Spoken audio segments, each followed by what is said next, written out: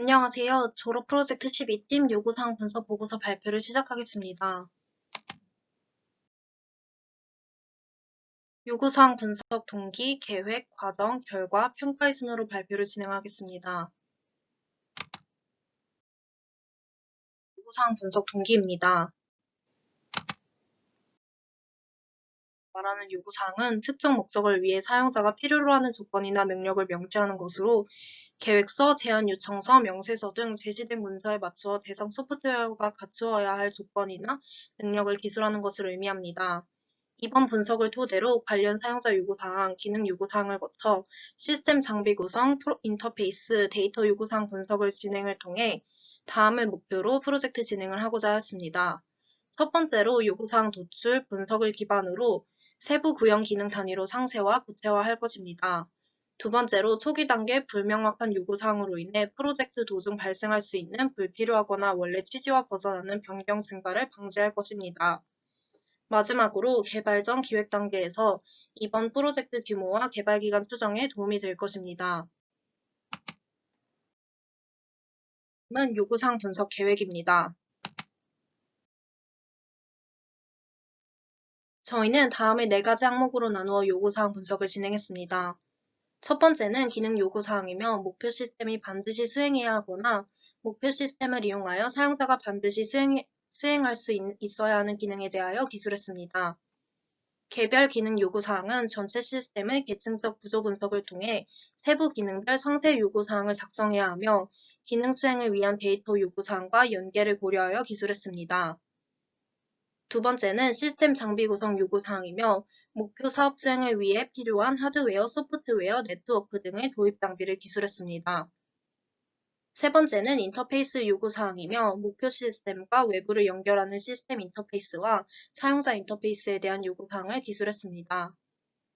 마지막은 데이터 요구사항이며 목표 시스템의 서비스에 필요한 초기 자료 구축 및 데이터 변환을 위한 대상 방법 보완이 필요한 데이터 등 데이터를 구축하기 위해 필요한 요구사항을 기술했습니다.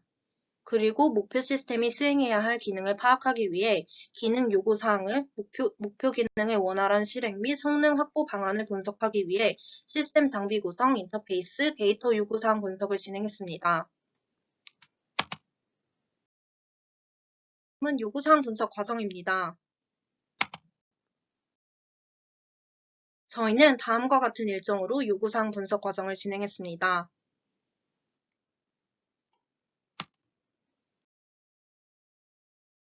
10월 13일 온라인 회의를 통해 프로젝트 구체화에 필요한 요구사항을 논의했습니다. 저희는 다음의 6가지 기능에 대해 논의를 진행했습니다. 모니터 화면 공유를 통해 감독관이 사용자의 모니터를 확인하고 시험 응시자의 시선이 화면 밖에 얼마나 자주 오래 나가 있는지를 체크합니다. 자세 인식을 통해 부정행위 자세를 도출하고 적용합니다. 또한 얼굴 인식을 통해 응시자의 얼굴이 맞는지 체크하고 음성 인식을 통해 응시자 외 다른 사람이 있는지 여부를 판단합니다. 마지막으로 오퍼레이션 시스템 API를 사용해 응시자가 다른 프로그램을 사용하는지 윈도우 창을 켜놓은 상태인지를 확인합니다. 저희는 이외에도 어떤 플랫폼과 기기를 사용해 개발을 진행할 것인지에 대한 논의도 했습니다. 플랫폼은 크롬 익스텐션을 이용하거나 따로 웹스트리밍 플랫폼을 직접 제작해서 개발을 진행할 예정입니다.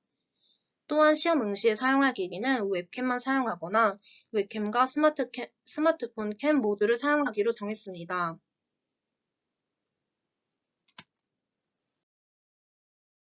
10월 18일에는 2차 온라인 회의를 진행했습니다. 먼저 부정행위 가능성에 대한 분류를 진행했습니다. 여러 가지 부정행위 가능성과 그에 따른 과제에 대해 토론했고, 그 결과 크게 시선 추적, 얼굴 인식, 음성 인식, 인터넷 백그라운드 확인, 자세 추적 이렇게 5가지로 분류했습니다. 응시자의 시선이 머무르는 시간, 방향, 간격이 일정 수준 이상을 넘어갈 때, 시험 응시자의 얼굴이 실제 응시자의 얼굴과 일치하지 않을 때, 사람의 음성이 감지될 때, 백그라운드에서 다른 앱이나 프로그램이 실행될 때, 부정행위의 가능성이 있는 자세가 인식될 때 부정행위로 인식하기로 결정했습니다. 10월 19일에는 김은희 교수님과 오프라인 면담을 진행했습니다. 노트북을 소지하지 않은 학생이 많으므로 스마트폰으로만 시험 응시가 가능한 환경에서도 서비스가 가능하도록 만드는 것이 좋을 것 같다고 하셨습니다. 또한 관찰자의 편향이 들어가지 않게 온라인 시험 응시 상황을 실제 데이터 수집에 제한하셨습니다. 따라서 10월 24일 데이터 수집 시나리오 작성을 위해 온라인 회의를 진행했습니다. 실제 상황과 동일한 환경에서 시험을 응시하고 정상과 비정상 시나리오 두 가지 환경을 설정했습니다. 10월 26일 저희가 만든 시나리오를 바탕으로 팀원들이 먼저 데이터 수집을 진행했습니다. 저희는 노트북, 스마트폰 두 기기에 대해 시나리오를 나눴습니다. 각 기기에 대해 총 4과목, 수도 0단어, 일반 상식, 신조어 10문제씩 총 40문제를 시험을 치렀으며 여기서도 부정행위 없이 본 경우, 부정행위를 포함해서 본 경우 두 가지로 나눴습니다. 응시자는 조용한 환경에서 마이크를 켜고 얼굴과 손, 시험지가 모두 카메라에 나오도록 조건을 제시했습니다. 또한 응시자 확인을 위해 시험을 시작하기 전 응시자의 얼굴을 카메라에 정면을 10초 동안 응시하도록 하는 단계도 추가했습니다. 시나리오의 순서를 정리하자면 응시자는 웹캠에 정면 얼굴을 10초 동안 보여주고 부정행위 없이 4과목을 시험을, 부정행위를 포함하여 4과목을 시험을 응시합니다. 그리고 스마트폰으로 정면 얼굴을 10초 동안 보여주고 부정행위 없이 4과목을 시험을, 부정행위를 포함하여 4과목을 시험을 응시합니다.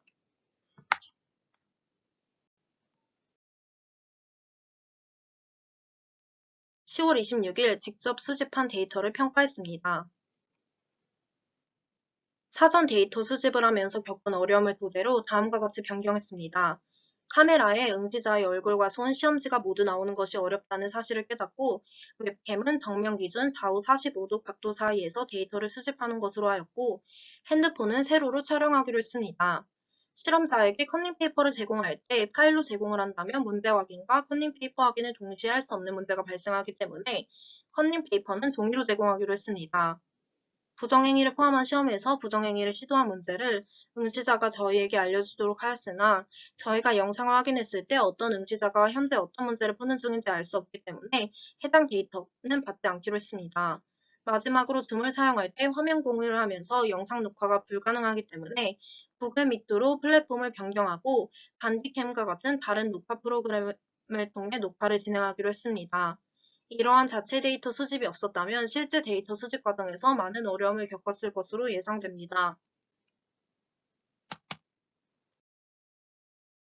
10월 27일 팀원들과 만나 요구사항 분석 보고서를 작성하고 10월 29일 팀원들끼리 역할을 나누어 PPT와 발표 영상을 제작했습니다. 다음은 요구사항 분석 결과입니다. 먼저 기능 요구사항에 대한 내용입니다. 필수 기능 요구사항으로는 먼저 실시간 영상 송수신 기능이 있습니다. 시험 응시자의 영상을 감독관에게 실시간으로 전송할 수 있어야 합니다. 시험 응시자는 다수일 수 있으며 감독관은 한 화면에서 여러 명의 영상을 확인할 수 있어야 합니다. 다음으로 부정행위 감지 기능이 있습니다. 부정행위 감지 기능은 크게 4가지 시선 인식, 자세 추정, 인원수 추정, 백그라운드 앱 실행 감지로 세분화할 수 있습니다. 시선 인식은 시험 응시자의 시선이 위치하는 방향을 인식합니다. 그 후 카메라나 작성 중인 시험지가 아닌 다른 임의의 곳을 반복적으로 응시하는 행위가 감지될 경우 부정행위로 판단합니다. 얼굴이 화면 밖으로 나가 시선을 인식할 수 없는 경우에도 부정행위로 간주합니다. 자세 추정은 시험 응시자의 상반신 자세를 추정합니다. 사전의 기계학습을 통해 부정행위 시의 자세를 학습한 다음 시험 응시자의 자세가 부정행위일 확률을 계산하여 일정 수치 이상으로 결과가 나오면 부정행위로 판단합니다. 기본적으로 시험 응시 시의 촬영은 얼굴과 두 손이 모두 나오게 촬영하도록 요구됩니다. 손이나 얼굴이 화면 밖으로 나가 자세를 추정할 수 없는 경우에도 부정행위로 간주합니다. 인원수 추정은 시험 응시자의 카메라에 촬영되는 인원수를 추정합니다. 인원수가 2명 이상으로 감지될 경우 부정행위로 판단합니다. 백그라운드 앱 실행 감지는 시험 응시자가 프로그램을 실행시킨 컴퓨터에 해당 프로그램을 제외하고 다른 프로그램 또는 앱이 실행되어 있으면 부정행위로 판단합니다. 다음으로 시험 응시자의 얼굴 인식을 통한 본인 확인 기능이 있습니다. 시험 응시 전 약 10초간 카메라 정면을 응시하여 기존에 등록되어 있는 시험 응시자의 얼굴 정보와 일치하는지를 판단합니다. 일치하지 않을 경우 감독관에게 판단하도록 알림을 줍니다. 사용자의 편의성을 고려한 추가 기능 요구 사항으로는 먼저 감독관의 화면에 부정행위 의심자 시각화 표시 기능이 있습니다. 시험 응시자의 부정행위가 감지되면 해당 응시자의 영상에 시각적인 표시를 통해 감독관이 알아챌 수 있도록 알림 기능을 제공합니다. 마지막으로 녹화 기능이 있습니다. 시험 응시자의 영상을 다시 확인할 수 있도록 녹화 영상을 감독관에게 제공합니다. 영상은 자동으로 녹화되고 감독관은 선택적으로 영상을 저장할 수 있습니다.